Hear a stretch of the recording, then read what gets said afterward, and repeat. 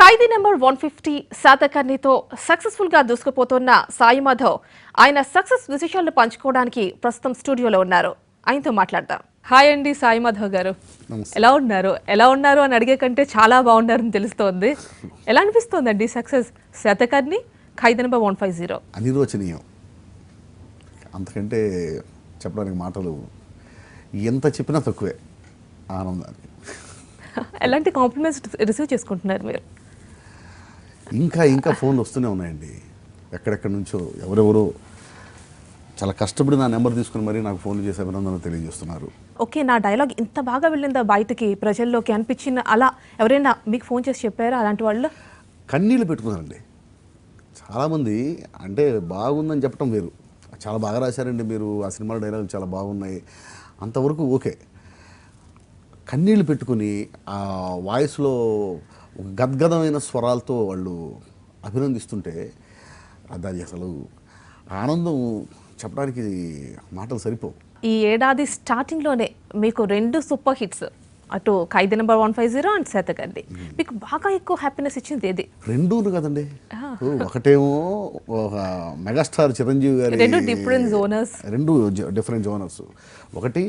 ఒకవైపు ఒక మెగాస్టార్, ఇంకోవైపు నరసింహం. అసలు చిన్నప్పటి నుంచి ఎవరి సినిమాలు అయితే చూస్తూ పెరిగాను, ఎవరి సినిమాలు అయితే చూస్తూ ఇక్కడ దాకా వచ్చాను, ఎవరి సినిమాలు చూస్తూ సినిమా మీద ఇష్టం పెంచుకున్నాను, వాళ్ళ సినిమాలకి ఒక మైల్ స్టోన్స్ మూవీస్కి చేసే అవకాశం రావటం అంటే ఈ 2 సినిమాలు ఏది అంటే 2 కళ్ళు, ఏ కన్నా ఇష్టం అంటే ఏం చెప్తాం.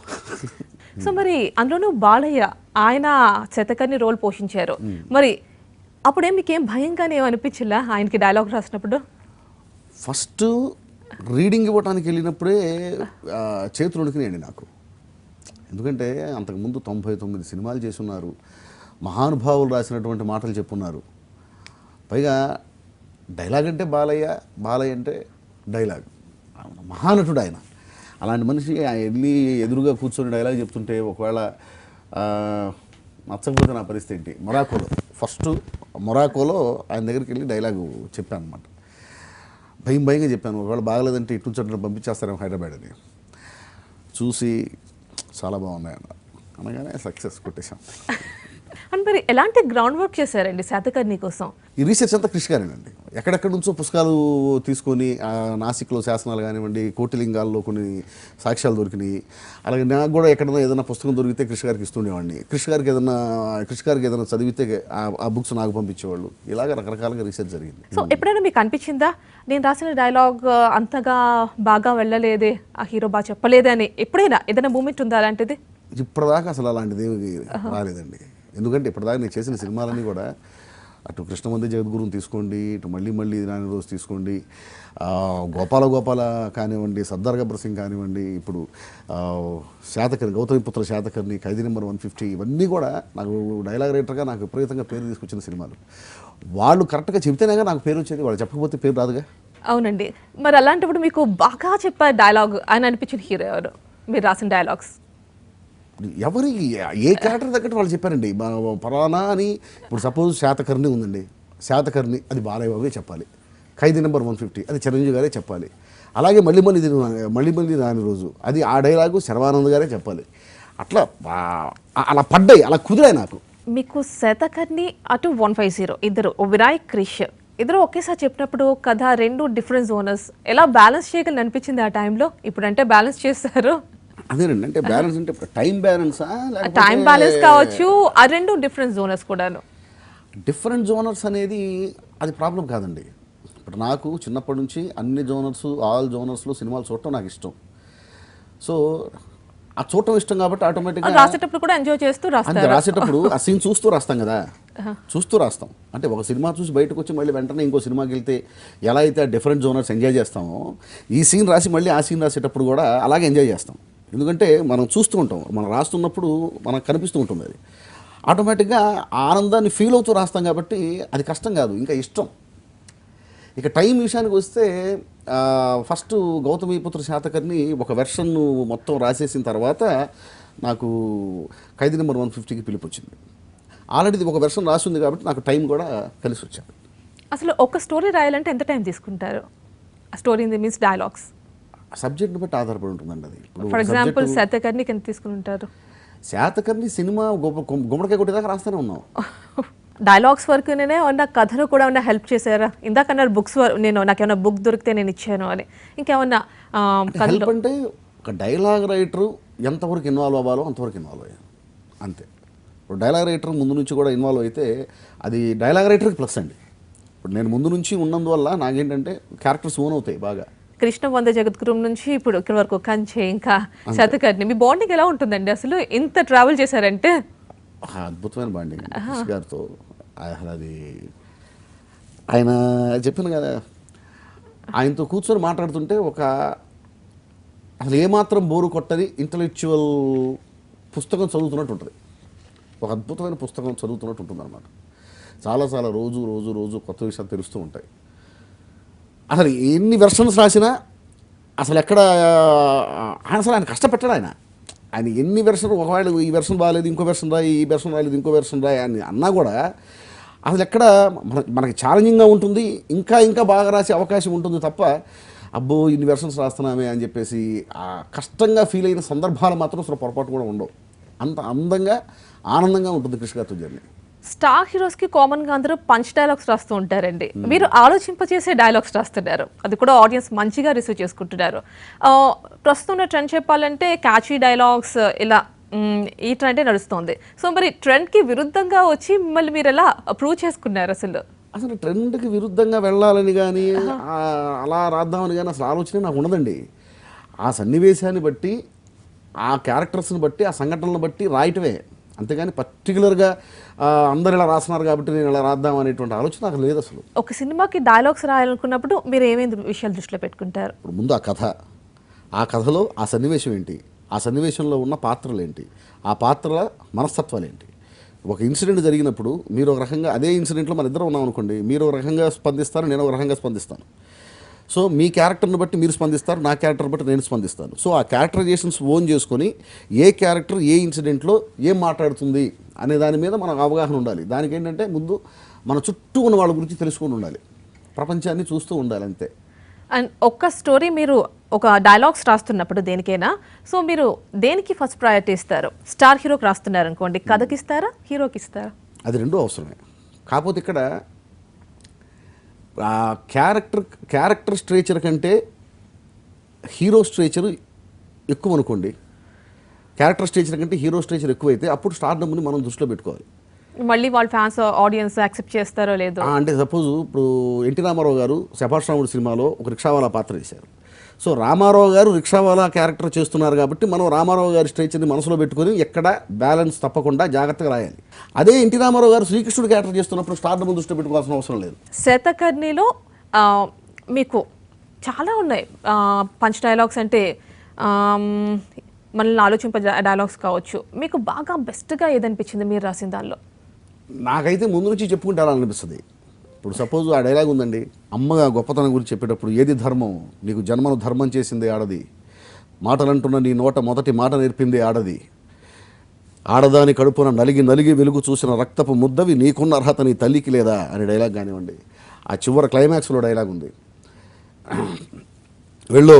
వెళ్ళి ప్రపంచానికి నా మాటగా చాటు, ఈ దేశం ఉమ్మడి కుటుంబం, గదికి మధ్య గొడవలు ఉంటాయి, ఈ ఇల్లు నాదంటే నాదని కొట్టుకుంటాం, కానీ ఎవడో వచ్చి నాది అంటే ఎగరేసి నరుకుతాం, సరిహద్దుల అవతల మీకు శ్మశానం నిర్మిస్తాం, మీ మొండాల మీద మా జెండాలు ఎగరేస్తాం. డైలాగ్ అండి, ఏ డైలాగ్ ఆ డైలాగ్ నాకు ఇష్టంగా రాసుకున్నవి అవన్నీ కూడా.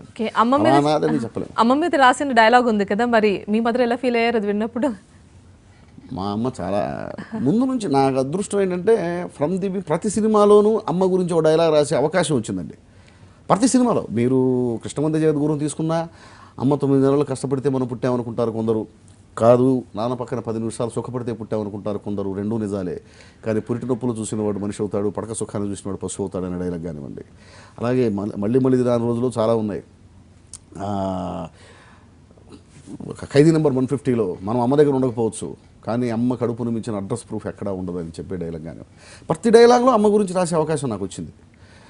అందుకే మా అమ్మ ఎప్పుడూ హ్యాపీగా ఉంటుంది. బౌండరీస్ పెట్టుకుని దీని లోపే రాయాలి, నా సృజనతకి ఎక్కడైనా కత్తెర పడుతుంది, ఇలాంటిది ఎప్పుడైనా అనుకున్నారా? ఇప్పటిదాకా రాలేదు. అది రాలేదు అసలు ఇప్పటిదాకా. మీరు చూస్తే ఒకవేళ అలాంటిది ఏమన్నా ఉంటే అది సినిమాలో కనిపిస్తుంది. ఇప్పుడు ఒక ప్రెషర్ అనేది ఏదైనా ఉందనుకోండి, కష్టపడి చేస్తే ఆ కష్టం స్క్రీన్ మీద కనిపిస్తుంది, ఇష్టపడి చేస్తే ఆ ఇష్టం స్క్రీన్ మీద కనిపిస్తుంది. ఇప్పటిదాకా నేను చేసిన సినిమాలన్నింటిలో ఇష్టమే కనిపిస్తుంది తప్ప కష్టం కనిపించదు. అండ్ మీరు రాసిన డైలాగ్స్ ఉన్నాయనుకోండి, ఒక్కొక్కసారి ఎవరికైనా కానీ బాగా సీన్ అక్కడ లాగ్ అవుతున్నట్టుగా కానీ ఏదైనా అనిపిస్తే ఎడిటింగ్లో పోతూ ఉంటే, అలా మీరు బాగా ఇష్టపడి రాసిన డైలాగ్ ఏమైనా కట్టింగ్లో ఎప్పుడైనా పోయిందా? కృష్ణమందే జగద్గురువులో ఆ అమ్మ 9 నెలలు అనే డైలాగ్ని సెన్సార్ వాళ్ళు అబ్జెక్ట్ చేశారు. ఫస్ట్ అమ్మ 9 నెలలు కష్టపడితే మనం పుట్టామనుకుంటారు కొందరు అనే డైలాగ్ని ఫస్ట్ అప్పట్లో సెన్సార్ వాళ్ళు అబ్జెక్ట్ చేశారు. ఆ టైంలో నేను భయపడ్డాను ఈ డైలాగ్ తీసేస్తానేమోనని. కానీ కృష్ణ గారు వాళ్ళతో ఫైట్ చేసి ఆ డైలాగ్ పెట్టించారు. ఆ డైలాగే ఇప్పుడు మీ ముందు కూర్చోబెట్టింది. మీరు చిన్నప్పటి నుంచి బాగా ఎవరిని చూసి ఇన్స్పైర్ అయ్యి ఇలా రైటర్గా మారారు? నా ఎన్టీ రామారావు గారు. ఎన్టీ రామారావు గారు అంటే రైటర్స్ ఎవరైనా చూసి ఇన్స్పిరేషన్ ఎవరైనా ఉన్నారు? రైటర్ ఆత్రేయ గారు, మా గురుగారు బొలిముద్దు శివరామకృష్ణ గారు, నూతనపాటి సత్యనారాయణ గారు, ఇంకా రైటర్స్ నాకు అందరు రైటర్స్ నాలో ఉంటారండి. అందరూ పరుచురి బ్రదర్స్ గురువులు వాళ్ళు కానివ్వండి, గణేష్ పాత్ర గారు, జంధ్యాల గారు, ముల్లపూడి వెంకటరమణ గారు, గొల్లపూడి మారుతిరావు గారు. ఎన్టీ రామారావు గారిని చూస్తే ఇన్స్పిరేషన్ అన్నారు. ఎన్టీ రామారావు గారు ఇన్స్పిరేషన్ నాకు. దేనిలో మీకు ఇన్స్పిరేషన్ అయినా? అసలు మా లైఫ్ మొత్తం ప్రతి దాంట్లో ఆయన ఇన్స్పిరేషన్ నాకు. ప్రతి దాంట్లో నేను చిన్నప్పటి నుంచి ఆయన సినిమాలు చూడటం, ఆయన గురించి మాట్లాడుకోవటం, ఆయన గురించే ఇక డిస్కస్ చేయటం, ఏది చూసినా కూడా ఆయన ఉదాహరణగా తీసుకోవటం లైఫ్లో ప్రతిదీ కూడా. కానీ ఆయనలాగా ఉండటం కష్టం, అది జరిగే పని కాదు. ఇప్పుడు ఆయన తెల్లవారుజామున 3 గంటలకు లేస్తారంట, మనం కూడా లేద్దామని అనుకుంటాం కానీ జరిగే పని కాదు. కానీ ఇన్స్పిరేషన్ అంతే, ఆ ఇన్స్పిరేషన్ నడిపిస్తూ ఉంటాం. కొన్నిసార్లు అండి డైలాగ్స్ సినిమాని హిట్ చేస్తూ ఉంటాయి కథ కంటే కూడా. సో మరి దీన్ని మీరు ఒప్పుకుంటారా, డామినేట్ చేస్తాయి అంటే? ఇప్పుడు సపోజు ముత్యాల ముగ్గు సినిమా తీసుకోండి. ముత్యాల ముగ్గులో ప్రతి డైలాగ్ మనం క్లాప్స్ కొడతాం. ఆకాశంలో ఏదో మడ్డ జరిగినట్లేదు, ఆ డైలాగు ఆ క్యారెక్టరైజేషన్ వల్ల ఆ డైలాగ్ వచ్చింది. ఇప్పుడు అక్కడ రావు గోపాలరావు గారి క్యారెక్టరైజేషన్ అది. ఆ క్యారెక్టరైజేషన్ లేకపోతే ముల్లపూడి వెంకటరమణ గారు ఆ డైలాగ్ రాసేవాళ్ళు కాదు, వేరే డైలాగ్ రాసేవారు. సో ఆ డైలాగ్ అలా పడిందంటే అది ఈ క్యారెక్టరైజేషన్ ఎలివేట్ చేయడం కోసం ఆ డైలాగ్ బాగా ప్లస్ అవుతుంది. అలాగే డైలాగు విలువ డైలాగ్ ఉంటుంది, కథ విలువ కథకు ఉంటుంది, దేని విలువ దానికి ఉంటుందండి. కాకపోతే ఆ కథలో ఆ పాత్ర చిత్రీకరణ అలా ఉండటం వల్లే ఈ డైలాగ్ పడుతుంది, లేకపోతే ఈ డైలాగ్ పడదు. డైరెక్టర్ చెప్పిన దాన్ని మాటల రచయిత జస్ట్ పాలిష్ చేయడం అన్న కొన్ని కామెంట్స్ ఉంటాయి, మరి దానికి మీరేమంటారు? యాజ్ ఏ డైలాగ్ రైటర్ నేను ఎంత పని చేయాలో అంతా పని చేశాను, అంతేగాని జస్ట్ ఇలా ఇచ్చేసి జస్ట్ ఇది పాలిష్ చేయండి చాలు అని చెప్పేసి ఏ డైరెక్టరు, నేను ఇప్పటిదాకా చేసినటువంటి ఏ డైరెక్టర్ కూడా నాతో అలా అనలా. డైలాగ్ రైటర్స్కి రావాల్సిన గౌరవం రావట్లేదు అంటూ ఉంటారు చాలామంది, మీరేమంటారు? డైలాగ్ రైటర్కి ఇవ్వాల్సిన విలువ డైలాగ్ రైటర్కి ఇవ్వకపోవటం మాత్రం 100% తప్పది. అది దానికి ఏమంటారు అనేటువంటి క్వశ్చన్ కూడా అనవసరం, అది ఖచ్చితంగా తప్పే. కాదు, నాకు వచ్చేసరికి నాకు అలా ఇప్పుడు అలాంటి అనుభవం నాకు ఎదురవ్వలేదు. రెమ్యూనరేషన్ విషయంలో కటింగ్స్ అయి పడుతున్నాయి, సరిగ్గా పే చేయట్లేదు, ఇలాంటివి వస్తూ ఉంటాయి. ఒక డబ్బులు సరిగా ఇవ్వని ప్రొడ్యూసర్ ఉన్నాడు అనుకుందాము, ఒక డైలాగ్ రైటర్కే ఇవ్వకూడదని అనుకోడు. ఆయన 24 క్రాఫ్ట్స్లో కోతలు పెడుతుంటాడు, అంటే ఆ కోతలు ఇచ్చేవాడు అందరికీ సరిగా ఇస్తాడు. అండ్ ఆ కోతల విషయంలో ఎలా ఉంటుంది అంటే ఆయన ఎంత వర్తియో అంత పే చేయరు అంటూ ఉంటారు. ఉద్యమం కానీ అది అన్ని రంగాల్లో ఉన్నాయండి ప్రాబ్లమ్స్, అన్ని రంగాల్లో ప్రాబ్లమ్స్ ఉన్నాయి. అంటే నా వరకు నా అదృష్టం ఏంటంటే ఇంతవరకు నేను అలాంటిది ఎప్పుడు ఫేస్ చేయలేదు. అలా జరగటం మాత్రం 100% తప్పు. ఇప్పుడు అలా డబ్బులు ఇవ్వలేదు అనుకోండి, తప్పేగా. అంటే డైలాగ్ రైటర్కి మాత్రమే ఇవ్వడం మానేస్తున్నారు, మిగిలిన వాళ్ళందరికీ ఇస్తున్నారు. డైలాగ్ రైటర్కి మాత్రమే గౌరవించట్లేదు, మిగిలిన వాళ్ళందరినీ గౌరవిస్తున్నారు అనే కాన్సెప్ట్ అయితే నాకు ఇంతవరకు ఎదురవ్వలేదు. అలా ఒకవేళ ఉంటే మాత్రం 100% తప్పు అది. అప్కమింగ్ ప్రాజెక్ట్స్ ఇప్పుడు ప్రస్తుతం సావిత్రి గారి బయోపిక్ చేస్తున్నా అండి, నాగశ్విన్ డైరెక్టర్, ఎక్స్ట్రాడనరీ ప్రాజెక్టు. అలాగే ఒక మంచి లవ్ స్టోరీ మంజుల గారు డైరెక్ట్ చేస్తున్నారు, జమినీ కిరణ్ గారు ప్రాజెక్ట్ అదొకటి చేస్తున్నాను. నెక్స్ట్ కృష్ణ గారి ప్రాజెక్ట్ ఒకటి ఉంది, జరుగుతూ ఉన్నాయి. ఇంకా ఉన్నాయి. మీ జర్నీ అలా కంటిన్యూ అవుతూనే ఉన్నట్టుంది కృష్ గారి మీదే. మీకు బాగా ఫేవరెట్ హీరో, ఈ హీరోకి నేను డైలాగ్స్ రాస్తే బాగుంటుంది అని మీకు ఏమైనా అనిపించిందా ఎప్పుడైనా? రామారావు గారి మీద అభిమానం నాకు ఎంత పెరిగిందంటేనండి, సినిమా మొత్తాన్ని ప్రేమించేంత. ఆ సినిమాలో ఎవరుంటే వాళ్ళందరినీ ప్రేమించేయటం. సో వీళ్ళు సినిమా కదా, సో ఇష్టపడిపోవటం, వీళ్ళు సినిమా ఇష్టపడిపోవటం, అట్లా. సో సినిమాని పైకి తీసుకొస్తున్నారు, సినిమాతో పైకి వస్తున్నారు అనే వాళ్ళందరిని చూసి ఇష్టపడిపోయే స్థాయికి ఇష్టం పెరిగిపోయింది. దాంతో చిరంజీవి గారన్నా బాలకృష్ణ గారన్నా చిన్నప్పటి నుంచి పిచ్చి నాకు. కాకపోతే వాళ్ళ సినిమాకి నేను రాస్తాను అని మాత్రం నేను ఎప్పుడు అనుకోలే. రాయాలని ఉంటుంది కానీ రాసే అవకాశం వస్తుందని మాత్రం నాకు మనకు రాదులే అనుకునేవాడిని. వచ్చింది. ఫస్ట్ గోపాలకి నేను రాస్తున్నప్పుడు పవర్ స్టార్ పవన్ కళ్యాణ్ గారు అందులో క్యారెక్టర్ చేస్తున్నారు, శ్రీకృష్ణుడు పవర్ స్టార్ పవన్ కళ్యాణ్ గారు అనగానే ఒక్కసారి గూజ్ బంప్స్ వచ్చినాయి నాకు. ఏంటి పవన్ కళ్యాణ్ గారి సినిమాకి నేను రాస్తున్నానా, నిజమా? కరెక్ట్గా లొకేషన్లో ఆయన ఆ డైలాగ్ చూసి వెళ్ళి డైలాగ్ చెప్పారు. చెప్పగానే మానిటర్ దగ్గర డైరెక్టర్ గారి పక్కన కూర్చున్నాను. సార్ నేను పెద్ద రైటర్ అయిపోయాను సార్ అలా అనగానే నా వెనక కో డైరెక్టరు, సార్ నేను పెద్ద కో డైరెక్టర్ అయిపోయాను సార్. పక్కనే కెమెరా అసిస్టెంట్, సార్ నేను పెద్ద కెమెరా అసిస్టెంట్ అయిపోయాను సార్. లైన్లో అందరూ ఒక్కసారిగా స్టార్డమ్ వచ్చేసిన ఫీలింగ్ ఆయన డైలాగ్ చెప్పగానే. అక్కడి నుంచి ఆ ఆనందం అలా వస్తూ వస్తూ వస్తూ వస్తూ ఉంది. ఒక్కసారిగా చిరంజీవి గారు 150 సినిమా, బాలకృష్ణ గారు 100వ సినిమా కూడా నేనే రాసే అవకాశం వచ్చింది అనగానే అదేంటో బ్లెస్డ్ భగవంతుడు బాబా అరే రాదుగాని రారా అని చెప్పేసి నా చేతిలో పెన్ను పెట్టి నా చేపట్టుకొని తీసుకొని వచ్చి కూర్చోబెట్టున్నాడా, బాబాని ఇదంతా చేస్తున్నాడా అనేటువంటి ఫీలింగ్. మాటలు రాస్తున్నారు, పాట కూడా రాసేసారు శాతకర్ణిలో. మరి ఎప్పుడు కథ రాస్తున్నారు? కథలు ఉన్నాయండి, రాస్తాను నేను. కథ రాస్తాను. దేనికి రాస్తున్నారు? ఆల్రెడీ మీ దగ్గర రెడీ చేసుకున్నారా? రెడీగా ఉండవు, అంటే ఎప్పుడన్నా అవకాశం వస్తే ఖచ్చితంగా కథ రాస్తాను. అయితే మీకు ఏమన్నా స్టోరీస్ అంటే మాటలు రాసే అవకాశం వచ్చి స్టార్ హీరోస్తో అది మీరు మేబీ దేనివల్ల అయినా వదిలేసుకున్న ఏమైనా సినిమాలు ఉన్నాయా? అవకాశం వచ్చి వదిలేసుకున్న సినిమా మహేష్ బాబు అది సినిమా అంటారు కదా, అది వదులుకున్నది ఏమి లేదండి. క్రిష్ గారితోనే, అది క్రిష్ గారి సినిమానే ఆగిపోయింది. అది టైం సెట్ అవ్వకనే, అంతకంటే ఏం లేదు. అది సబ్జెక్టు మహేష్ బాబు గారు విన్నారు, అది ఓకే అయింది, ప్రాజెక్ట్ కూడా ముందుకు వెళ్ళాల్సింది. మరి ఏదంటే టైము కృషి గారికి మహేష్ బాబుకి మధ్య టైం సెట్ అవ్వలేదని, అది అంతే, అంతకంటే ఏం లేదు. బాహుబలి కూడా అంటారు కదా, బాహుబలి పిలిపించారండి, వెళ్ళాను. అంటే ఒక సిట్టింగ్ అయిందండి, అది ఓకే అవ్వటం నేను వెనక్కి రావటం అనేది ఏం లేదు. ఒక సిట్టింగ్ అయింది, తర్వాత నాకు ఫోన్ రాలేదు అంతే. ఎందుకనండి? అది నాకు తెలియదండి, అది ఓకే తెలీదు. అవకాశం తర్వాత 100% ఎప్పుడైనా సరే రాజమౌళి గారితో చేయాలని మనస్ఫూర్తిగా ఉంది. రాజమౌళి గారు నన్ను పిలిపించి రాయమంటే మాత్రం 100% ఆనందంగా, మహదానందంగా రాస్తాను. అవకాశం తొందరగా రావాలని భగవంతుడు కోరుకుంటున్నాను. మరి డైరెక్షన్లోకి ఎప్పుడు ఎంటర్ అవుతున్నారు? ఎప్పుడు డైరెక్టర్గా చూస్తాం? నాకు రాదండి అది. అంటే ఇప్పుడున్న టాప్ డైరెక్టర్స్, రైటర్స్ నుంచి డైరెక్టర్స్ అయిన వాళ్ళే. ఫర్ ఎగ్జాంపుల్ త్రివిక్రమ్ గారు డైరెక్టర్ అవ్వాలనే ఎయిమ్తో వచ్చి రైటర్ అయ్యి తర్వాత ఎయిమ్ని సాధించిన వాళ్ళు ఉంటారు. కొన్ని కారణాల వల్ల కాదు, మనం కూడా డైరెక్షన్ చేయాలి అని చెప్పి డైరెక్టర్ అవ్వటం కూడా జరుగుతుంది. ఏది జరిగినా ఫస్ట్ ఆ డైరెక్షన్ అనే పని తెలిసి ఉండాలి. నాకు ఆ పని రాదు, ఏమన్నా ఫర్దర్గా వస్తే ఏమన్నా చేయాలనిపిస్తుందేమో, కానీ నాకు ప్రస్తుతానికి ఇప్పుడున్న స్టేటస్ ప్రకారం అయితే నాకు అసలు డైరెక్షన్ చేయడం రాదు. కానీ స్టోరీ రైటర్ మాత్రం అవుతా అన్నారు. సో మరి ఎలాంటి స్టోరీస్ మీరు ఇష్టపడతారు? మంచి రచయితని, ఎంత మంచి రచయితనో నాకు తెలియదు, కానీ మంచి రచయితని 100%. కానీ గొప్ప ప్రేక్షకుడు నేను, సమస్య లేదు. సో అన్ని రకాల సినిమాలు నేను చూస్తాను, అన్ని రకాల సినిమాలు నేను చేస్తాను. సో నేను కథ రాయమంటే నాకు అప్పటికప్పుడు ఏది నేను ఎక్కడ ఇన్స్పైర్ అయితే, ఇప్పుడు కాకపోతే ఏంటంటే హీరో పేరు చెప్పి నన్ను కథ రాయమన్నారు అనుకోండి, అది ఎలా ఉంటుందంటే ఆ హీరో స్టార్డమ్ని దృష్టిలో పెట్టుకొని ఇంతకుముందు, అంటే ఎవరైనా ఇలాగే చేస్తారు, నేనే కాదు, ఇంతకుముందు ఏమీ. సో అలాంటి సినిమాలు ఆ హీరో ఎక్కువ చూశారు కాబట్టి మళ్ళీ అలాంటి కథే చేద్దామని చెప్పి కొంతమంది అనుకుంటారు. కాదు, ఇప్పటిదాకా ఈ హీరో ఇన్ని క్యారెక్టర్లు చేశాడు, ఇలాంటిది చేయలేదు కాబట్టి ఇలాంటివి చేద్దాం అనుకుంటారు.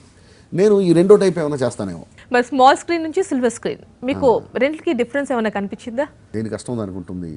ఎక్కడ ఎక్కువ కష్టం అనిపించింది? ఆబ్వియస్లీ సినిమా అంటారేమో. నేను కష్టంగా ఫీల్ అయింది అయితే సీరియలే. సినిమా నేను ఇష్టంగా ఫీల్ అవుతానండి. సీరియల్కి ఏంటంటే వర్క్ ఇష్టంగానే ఉంటుంది, కానీ ఆ చుట్టూ ఉన్న పరిస్థితులు కష్టాన్ని క్రియేట్ చేస్తాయి. అంటే వర్క్ లోడ్ ఎక్కువ ఉంటుంది. అంటే రోజుకి 30 సీన్లు రాయాలి, ఓకే, రోజుకి 20 సీన్లు, మినిమం 10 సీన్లు రాయాలి. మీకు ఎప్పుడైనా ఏదైనా ఒక మూమెంట్ మీకు అలా కష్టంగా అనిపించింది ఉందా? అది రోజు ప్రతిరోజు డైలీ ప్రాసెస్, అది డైలీ ప్రాసెస్ అంటే కష్టం అలవాటు అయిపోయింది దానికి. ఓకే, నాకు కష్టంగా పలానా ఇన్సిడెంట్ అనేది ఉండదు, కష్టం అలవాటు అయిపోతుంది. ఆ తర్వాత అది కష్టం అనిపించదు. ఓకే, అలవాటు అయిపోయింది కాబట్టి మీ సక్సెస్ అంటే ఏం చెప్తారు? కథలేనండి. నాకు నా అదృష్టం, నాకు వచ్చిన కథలు. ఇప్పుడు నా ఫస్ట్ సినిమా కృష్ణవందే జగద్గురు చేశాను కాబట్టే ఆ తర్వాత నాకు గోపాల గోపాల చేసిన, మళ్ళీ ఇది నాకు చేసిన, కంచె చేసిన, ఇలాంటి విభిన్నమైన కథలు నాకు వచ్చాయి.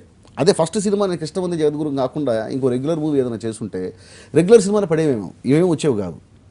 సో ఇలాంటి కథలు, ఇంత మంచి కథలు, ఇంత మంచి సన్నివేశాలు, ఇంత విభిన్నమైనటువంటి పాత్రలు దొరికితే ఏ రచయిత అయినా ఇంత బాగా రాస్తాడు. నాకు దొరికాయి, నేను రాశాను అంతే. ఓకే, లక్ అంటారా లేకపోతే హార్డ్ వర్క్ అంటారా? రెండింటి కాంబినేషన్. లక్ వల్ల అవకాశం వస్తుందండి, హార్డ్ వర్క్ వల్ల అవకాశాన్ని మనం సద్వినియోగం చేసుకుంటాం. లక్ అవకాశం వస్తుంది అంతే. అవకాశం మనకు కలిసి రావడం మాత్రం అదృష్టం కలిసి వస్తే అవకాశం వస్తుంది. అవకాశం కలిసి రావాలంటే హార్డ్ వర్క్ చేయాలి. ఈ రెండు ఉండాలి. ఓకే, రెండు మీకు కలిసి వచ్చి ఈరోజు మిమ్మల్ని ఇలాంటి ఒక ప్లేస్లో నిలబెట్టాయి. మీరు ఇక్కడికి వచ్చినందుకు చాలా థ్యాంక్స్. అండ్ ఇంకొకటి ఏంటంటే అండి, శాతకర్ణి, ఖైదీ నెంబర్ 150 ఇలా మీ సక్సెస్ ఇంకా ఇలా జర్నీ కంటిన్యూ అవ్వాలని కోరుకుంటున్నాం. And I wish you all the best you. Thank you. Thank you very much. Thank you. ఇవి సాయి మాధవ్ బుర్రా సక్సెస్ విశేషాలు.